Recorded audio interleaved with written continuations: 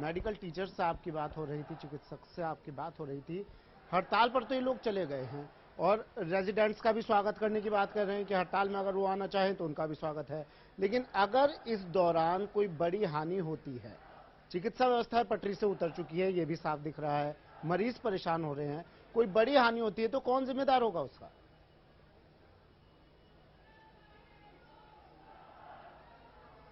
देखिए, ये सोचना होगा मेडिकल टीचर्स को, क्योंकि कई ऑपरेशन जो है वो अस्पताल में टाले जा रहे हैं। कल सुबह से ही लगातार जिस प्रकार से मेडिकल टीचर्स हड़ताल पर उतरे हैं, ऐसे में व्यवस्थाएं जो है पूरी तरह से ठप हो चुकी, इसमें इनकार नहीं किया जा सकता, क्योंकि इनमें से कई अधिकांश ऐसे टीचर्स हैं जो ऑपरेशन कर रहे हैं, बड़े बड़े ऑपरेशन होने हैं, लेकिन वो सभी तरह से अब टाल दिए गए हैं। और अब इनका कहना है कि जो प्रदेश भर के मेडिकल कॉलेज के मेडिकल टीचर्स हैं वो भी हड़ताल पर उतरने वाले हैं। तो कह सकते हैं कि पूरे प्रदेश में चिकित्सा व्यवस्थाएं जो है वो ठप होने की कगार पर पहुंच चुकी है। ऐसे में सरकार को तुरंत इसमें हस्तक्षेप करना आवश्यक होगा। हालांकि चिकित्सा मंत्री से अभी कुछ देर में विधानसभा में वार्ता होगी और चिकित्सा मंत्री ने अभी मुझसे बात हुई थी और उसमें उन्होंने साफ किया था कि ये जो नए आदेश हैं वो नए मेडिकल कॉलेज के लिए हैं। अब देखते हैं किस प्रकार की उनकी वार्ता होती है और किस प्रकार से चिकित्सा मंत्री जो मेडिकल टीचर्स हैं उनको समझाने में कामयाब हो पाते हैं। सौरभ, जी, सवाल ये भी है कि क्या इस वार्ता के बाद ये हड़ताल शुरू नहीं हो सकती थी,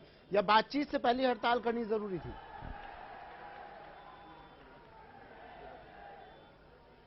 मैं आप मेडिकल टीचर्स ही कुछ हैं उनसे जान लेते हैं। ये आप लोगों ने पहले आदेश आने के बाद इस प्रकार का किया, इससे पहले आपने सरकार से किसी प्रकार से बातचीत नहीं की, तुरंत आपने ये हड़ताल पर जाने का फैसला ले लिया? नहीं नहीं, तुरंत नहीं हुआ। ये लेटर एंट्री का पिछले 3 साल से चल रहा है। सरकार की मंशा लेटर एंट्री की, हम की प्राइवेट मेडिकल कॉलेज में एंट्री लेटर एंट्री के लिए की बाईपास जो है वहां से 3 साल से चल रहा था। बीच में पूरे जो मंत्री महोदय थे उनसे बातचीत करके उनको समझा बुझा के उस समय से मामला शांत हो गया था। ये एकदम से अचानक उन्होंने बिना बातचीत किए आदेश निकाल दिया गया, तो ये प्रतिक्रिया तो होनी थी। ऐसा नहीं है आज नहीं हुआ, पिछले 3 साल से चल रहा था लेटर एंट्री का। और अभी तुरंत उन्होंने आदेश निकाला। आदेश भी ऐसा निकाला कि बात ये थी कि क्यों निकाला, कि नए मेडिकल कॉलेज उनके लिए आदेश भी नहीं है कि हम साथ में है कि society Jhalawar medical college pattern पे करिए, आप वहीं के लिए रिक्रूटमेंट करिए, कोई दिक्कत नहीं है। एमसीआई के हिसाब से उनको डायरेक्ट असिस्टेंट प्रोफेसर काउंट करिए, बाकी जो एसोसिएट प्रोफेसर है प्रोफेसर वहां काउंट नहीं कर पाएंगे। पर ये आदेश उनके लिए नहीं है, ये जो एग्जिस्टिंग मेडिकल कॉलेज है वहां के लिए है, तो वहां तो आवश्यकता है ही नहीं, एसएमएस में आवश्यकता है ही नहीं, सब लोग काम कर रहे हैं। पर ये कुछ लोगों को फायदा पहुंचाने के लिए ऐसी मंशा है कि कुछ विशेष लोगों को फायदा पहुंचाने के लिए उनको प्रोफेसर एसोसिएट प्रोफेसर बना लिया।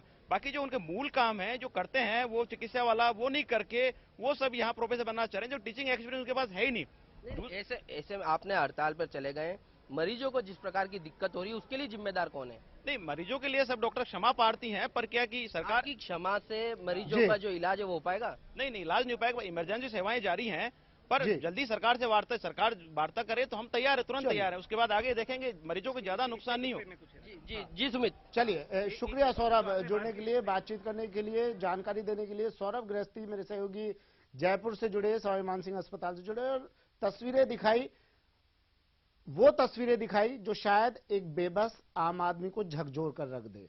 धरती के भगवान कहे जाने वाले ये मेडिकल टीचर्स, जो डॉक्टर्स हैं, ये अब हड़ताल पर उतर आए हैं। इन्हें शायद मरीजों की चिंता नहीं है। रेजिडेंट डॉक्टर से भी कह रहे हैं कि आपका स्वागत है, आइए हड़ताल में शामिल होइए। अब संविदा कर्मी और मेडिकल टीचर्स हड़ताल पर हैं, लेकिन मरीजों की शायद किसी को फिक्र नहीं है और मरीज परेशान हो रहे हैं। चिकित्सा व्यवस्थाएं पटरी से उतर रही हैं। बढ़ते हैं अगली खबर की और। बड़ी खबर एक और आ रही है बूंदी से इस वक्त की। इस वक्त बड़ी खबर बूंदी से। बूंदी के नैनवा में आग लगी है। पटाखों से भरे मकान में लगी आग, मां सहित बेटी और बेटे के झुलसने से मौत हो गई। पुलिस ने तीनों के जले हुए शव बरामद कर लिए हैं। कड़ी मशक्कत के बाद आग पर काबू पाया गया है। करवर थाना क्षेत्र की ये घटना है। तो पटाखों से भरे हुए एक मकान में आग लगी, जिसके बाद आग ने इतना विकराल रूप धारण किया तो इसमें 3 जिंदगियां समा गई। मां, बेटे और बेटी की झुलसने से मौत हो गई। बूंदी के नैनवा में लगी आग। बड़ी खबर बूंदी से 3 मौतें। बड़ी खबर बूंदी से आग पर काबू पा लिया गया है, लेकिन इस आग ने 3 जिंदगियां छीन ली हैं। इस आग में समा गई हैं 3 जिंदगियां। पटाखों से भरा हुआ था ये घर, आग लगी और इस आग में मां, बेटे और बेटी की जलकर मौत हो गई।